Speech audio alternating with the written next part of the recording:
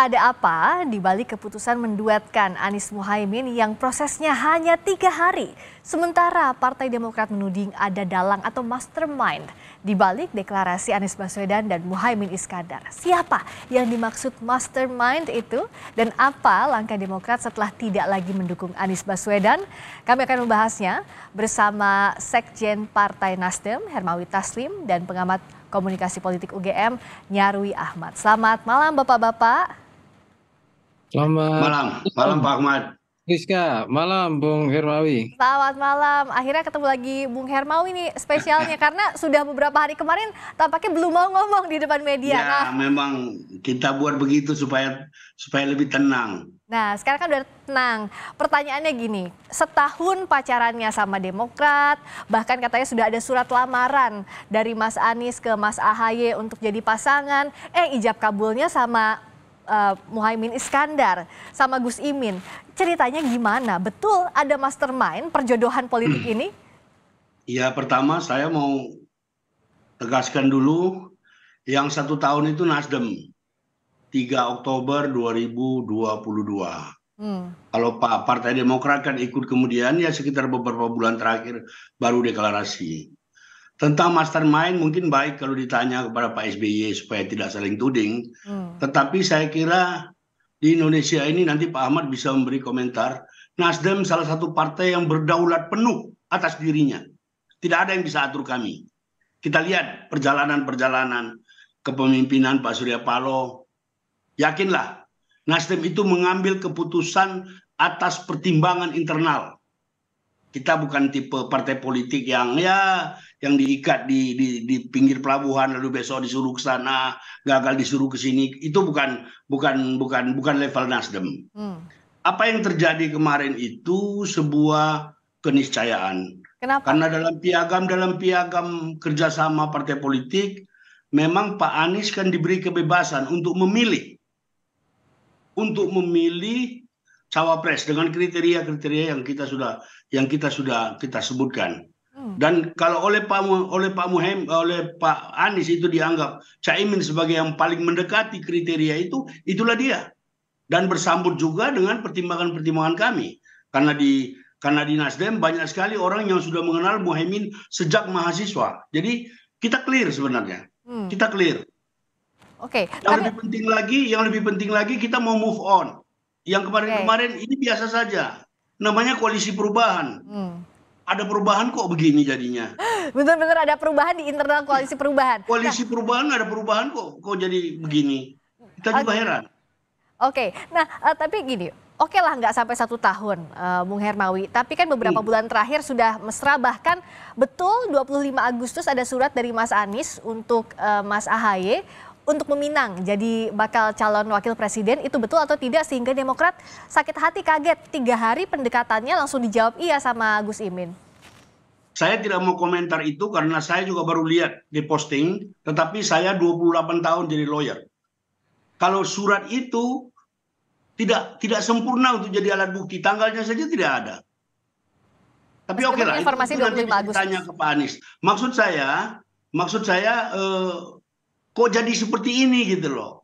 Bapernya berlebihan, sudahlah, dunia juga belum kiamat. Proses ini berlangsung terus. Kami juga terus bekerja keras. Kita terus berusaha menyambung komunikasi. Oke lah. Terus Pak Surya bersama Pak Anies itu bertemu pimpinan-pimpinan, bertemu Ketua Dewan Suruh PKS. Komunikasi apa lagi yang harus kita bangun? Nah, sudah seperti apa kita? Jangan merasa perasaan-perasaan sepihaknya harus kita tinggalkan. Kita harus lebih dewasa, lebih matang dalam berpolitik. Menurut saya begitu. Masih ada sisa perasaan kecewa dari Demokrat. Oke, katanya ada 7 kali Mas Anies meminta Mas AHY jadi bakal cawapres, tapi akhirnya malah berlabuh ke Gus Imin. Termasuk juga apa betul tidak ada komunikasi dari Nasdem ke Demokrat selama pendekatan berlangsung dengan PKB ini? Setahu saya kalau berdasarkan penjelasan juru bicara Pak Anies, Pak Sudirman Said, beliau terus berkomunikasi secara intens. Jadi begini Mbak, koalisi ini kan menjamin kedaulatan partai-partai sendiri-sendiri. Kami kalau mau mengambil keputusan, itu kan tidak bisa sepihak. Diskusi-diskusi, dialog ada kadang-kadang. Dan tim 8 itu terus-menerus bertemu. Jadi ini sesuatu hal yang biasa. Nasdem pernah mengalami yang lebih menyakitkan dari ini. Kami tidak meradang, kami tidak baper. Politik ya begitu. Tapi keputusan 3 hari ini diajak diskusi atau tidak Demokratnya, Bung Hermawi? Saya kira terlalu didramatisasi kalau keputusan 3 hari. Komunikasi dari dulu terus berlangsung. Begini, Mbak, kebebasan Anies memilih wakil presiden itu tertulis nyata, harus dihormati. Jangan dipersempit. Anies harus memilih wapres ini. Kalau tidak dianggap jadi pengkhianat. Itu yang logikanya tidak ada gitu loh. Jangan dipersempit. Kita lihat, kita coba track record. Ketika nama seseorang muncul, selain yang dimaksud oleh kawan-kawan di sebelah sana, ada yang marah. Ada yang main di Twitter. Muncul nama Kofifa ngamuk. Muncul nama Susi marah. Muncul nama Putri Gus Dur marah. Ini ada kita mau dialog. Kita inventarisir putra-putri terbaik bangsa.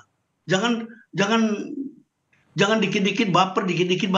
Kita komunikasi, dan tadi itu kan sudah dikatakan oleh Herzaki juga. Ya ini juga tidak ada apa-apa, dunia belum kiamat. Kita move on lah. Terlalu banyak energi kita habis untuk membicarakan hal-hal yang tidak penting. Keputusan sudah diambil. Kami juga mengambil keputusan itu penuh dengan pertimbangan, berbagai pertimbangan, berbagai konsultasi, yang akhirnya kita harus menjatuhkan pilihan. Dan Pak Surya kemarin sudah mengatakan kita akan menjadi koalisi pertama yang mendaftar di KPU. Nah, dan itu Nasdem dan PKB, hanya Nasdem dan PKB saja sampai prosesnya kemarin Mas Anies meminang Gus Imin, atau melibatkan juga Demokrat dan PKS? Taruhlah kalau PKS menerima, Demokrat dilibatkan tidak dalam proses? Jadi Partai Demokrat kan secara terbuka telah menyatakan di publik, beliau menyatakan keluar, kita hormati itu. Kalau PKS sampai tadi pagi acara di Medan, Pak Anies masih ikut. Minggu depan di Palembang bersama Nasdem. Kita ini baik-baik aja lah sebagai anak bangsa. Nggak usah baper-baperan berlebihan, berulang-ulang yang berbicara. Kita mau siapa yang harus kita dengar? Sekjen atau Andi Malarangeng atau Pak SBY ini kan muncul berulang-ulang nih. Berulang-ulang di TV, narasinya berbeda-beda. Maksud saya, biar ini menjadi pembelajaran, beginilah cara kita berkomunikasi untuk mengambil keputusan menuju yang terbaik buat bangsa. Oke, tadi pernyataan Bung Herzaki itu 1 September 2023 di program Dua Arah, baru hari Jumat kemarin, artinya masih gres tuh setelah adanya pengumuman dari Nasdem dan PKB. Kalau Bung Nyarwi... Ya, jadi saya tidak tahu kok bisa sampai 7 kali diminta. Kan itu harus ada persetujuan partai-partai. Jadi Pak Anies yang mengumumkan harus dengan persetujuan partai-partai. Kita nggak pernah itu. Jangankan 7 kali, 6 kali juga kita nggak pernah. Kok tiba-tiba jadi begini? Untung 7 kali, kalau dibilang 70 kali, bagaimana cara memverifikasinya? Nah, pasca ini sudah komunikasi dengan Demokrat atau tidak, Bung Hermawi? Kita tidak komunikasi lagi karena Demokrat di publik telah mengatakan keluar dari koalisi. Nah, kita mau bagaimana cara berkomunikasi? Ya mungkin nanti pelan-pelan, tapi secara personal kita terus baik kok dengan kawan-kawan Demokrat. Pelan-pelan, ketika tensi mulai turun, kita nanti bicara lagi. Oke, kalau Bung Nyarwi lihatnya seperti apa? Ini komunikasinya belum ada sampai sekarang dengan Demokrat. Kalau Demokrat merasa meradang karena tidak dilibatkan dalam proses meminang Gus Imin jadi partnernya Mas Anies Baswedan. Kalau istilahnya Demokrat kok nggak ada kunuun. Nah, kalau Bung Nyarwi lihat apa ya, tensi yang tinggi ini di Koalisi Perubahan yang sekarang ditinggalkan Demokrat ini, apa sih yang jadi sebab? Iya, ini kan karena terjadi perubahan yang sangat cepat sekali dalam koalisi perubahan. Jadi tidak membuat anggota koalisi perubahan sendiri seperti Demokrat tidak siap, tiba-tiba kaget gitu ya. Kalau paradoksnya anggota koalisi perubahan tapi kaget dengan perubahan sendiri dalam koalisinya ya. Ini juga terjadi. Tapi begini Friska ya, saya kira ini juga berangkat dari multi persepsi atas piagam. Ya, tadi Bung Hermawi mencontohkan ya, sebenarnya siapa sih yang punya otoritas atau dikasih kewenangan menentukan cawapres misalnya begitu. Di koalisi itu disebutkan Anies misalnya begitu ya sebagai bukan kewenangan. Tapi kan di mata mungkin ya yang didengar oleh kubu yang lain khususnya Demokrat itu kan yang punya inisiatif Pak Surya gitu ya. Nah itu yang kemudian muncul kontroversi apa namanya interpretasi. Ini saya sebagai orang komunikasi ya Ya. mencoba melihat dulu. Nah dari sini yang kemudian pada akhirnya dari awal mungkin di Piagam itu yang secara tidak detail sebenarnya otoritas itu harus seperti apa di ketua umum itu sendiri Ya. masing-masing gitu atau orang yang punya otoritas di partai kan ada majelis tinggi kalau Demokrat bukan ketua Ya. umum ya. Ya. Kalau Nasdem ketua umum di PKS Majelis Suro misalnya begitu. Nah itu otoritasnya kayak apa? Nah itu kan bahasanya dikonsultasikan ya. Tetapi tetap saja ini yang memunculkan multi interpretasi. Tapi apapun itu ya Friska ya, Ya. saya kira dinamika seperti ini sangat wajar sekali gitu. Hmm. Kenapa? Kita harus paham ya blok koalisi manapun tidak ada yang mau kalah kan. Mhm. Pasti juga akan berpikir untuk bagaimana mencari peluang yang memungkinkan kan gitu. Nah, ini juga terjadi kenapa? Di Indonesia jelas kita dikunci oleh presidensial threshold. Maksa mau tidak mau ya koalisi apa partai-partai itu bekerja sama atau koalisi itu satu. Terus yang kedua, kita ini belum ada tradisi namanya pre-preliminary election. Jadi pemilihan capres-capres di dalam blok itu sendiri. Hmm. Ini kan menjadikan masing-masing koalisi maupun masing-masing capresnya itu mau tidak mau gitu itu harus mencari menyisir siapa potensial menjadi cawapresnya Ya. di pasar masing-masing. Hmm. Nah, saya kira begini, apa yang dilakukan oleh Nasdem itu juga make sense ya. Alasannya gimana kira-kira? Bisa dilihat. Dari berbagai data survei nasional lembaga kredibel, saya lihat juga termasuk Litbang Kompas beberapa saat lalu, itu kan tingkat elektabilitas Anies Oke. Baswedan tertinggi jauh tuh hanya Oke. 9%.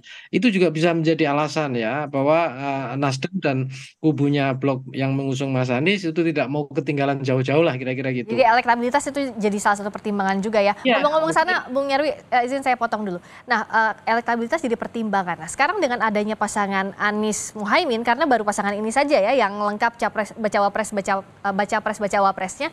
Seperti apa battlegroundnya di Pulau Jawa khususnya? Apalagi yang diharapkan kan kalau kita baca Gus Imin ini untuk meraih suara di Jawa Timur, betul ya, Bung Nyarwi, yang selama ini masih didominasi oleh Ganjar Pranowo sejauh ini. Nah, bagaimana kalau Bung Nyarwi membaca ini? Ya, pelajaran dari beberapa pilpres sebelumnya dan juga pilkada-pilkada itu kan kita juga mendapatkan gambaran ya bahwa untuk misalnya Jawa Tengah, Jawa Timur itu dua provinsi yang cukup kompetisinya sangat keras gitu. Keras dalam artian kompetitif ya, bukan berarti keras persaingan Ya, fisik, tapi ketat kompetitif. sekali gitu ya suaranya di situ. Nah, di situ. Nah, dan juga pelajaran juga kita lihat di pemilu-pemilu sebelumnya ya banyak capres-capres itu sulit menang secara nasional kalau tidak bisa mendapatkan suara dominan, bahkan tidak bisa menang total atau di atas rata-rata 50% ya Ya. di dua provinsi itu. Nah, maka saya lihat ini masing-masing capres-cawapres juga berpikir gitu ya, peluang dia untuk memperkuat basis di sana. Hmm. Itu saya kira tidak hanya di kubunya Pak Anies itu, di kubunya Mas Ganjar, di kubunya Pak Prabowo, saya pikir itu juga pernah ada muncul diskusi-diskusi itu. Apalagi ya Friska, itu di kubunya Mas Anies tuh.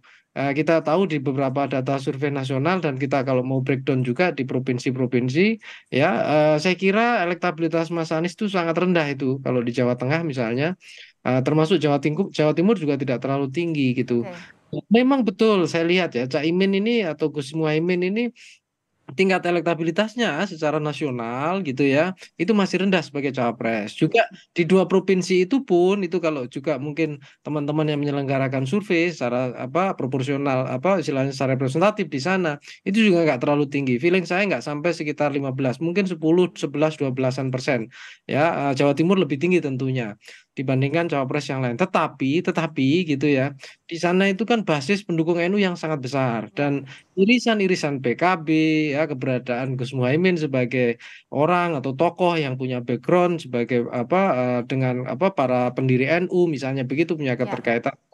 Nah, itu yang saya kira menjadi harapan bagi Nasdem gitu ya dan teman-temannya kalau nanti berkoalisi. Hmm. Karena kan paling tidak kita tahu ya elektabilitas Mas Anies itu masih jauh memang Ya. Priska ya. Ya. Tapi saya lihat ini kan kubunya Nasdem ini sedang merajut harapan nih, Ya. Bung Jokowi dan kawan-kawan nih. Ya, paling nggak pertama tertinggalnya jangan jauh-jauh gitu ya. Hmm. Syukur bisa naik gitu kan gitu. Jadi ini yang kemudian akhirnya komposisi-komposisi yang ada di bloknya itu ya terjadi perubahan ketika menggandeng PKB.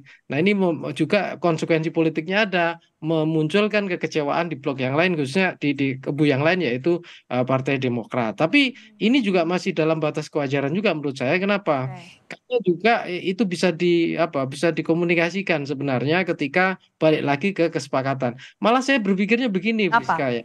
Ada baiknya sebenarnya ya partai yang seperti Demokrat itu kan partai besar di masa 2014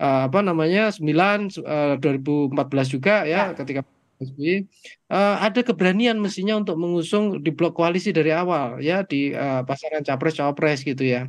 Dan kita lihat dari Nasdem aja partai menengah punya keberanian untuk itu ya. Nah kenapa Demokrat juga tidak punya gitu kan gitu. Nah saya kira daripada menjadi follower lebih bagus juga berani mengambil sebagai leader. Artinya juga peluang-peluang yang bisa dipertimbangkan ke depannya. Nah, itu bicara membaca peluang ini gimana Bung Hermawi? Kan sekarang sudah ada pasangannya untuk gaspol merajut harapan kalau bahasanya Bung Nyarwi ini setelah dideklarasikan pasangan Anies dan Gus Imin. Ya, jadi kalau dilihat peta politik Nasdem itu mendapat kursi di luar Jawa lebih banyak.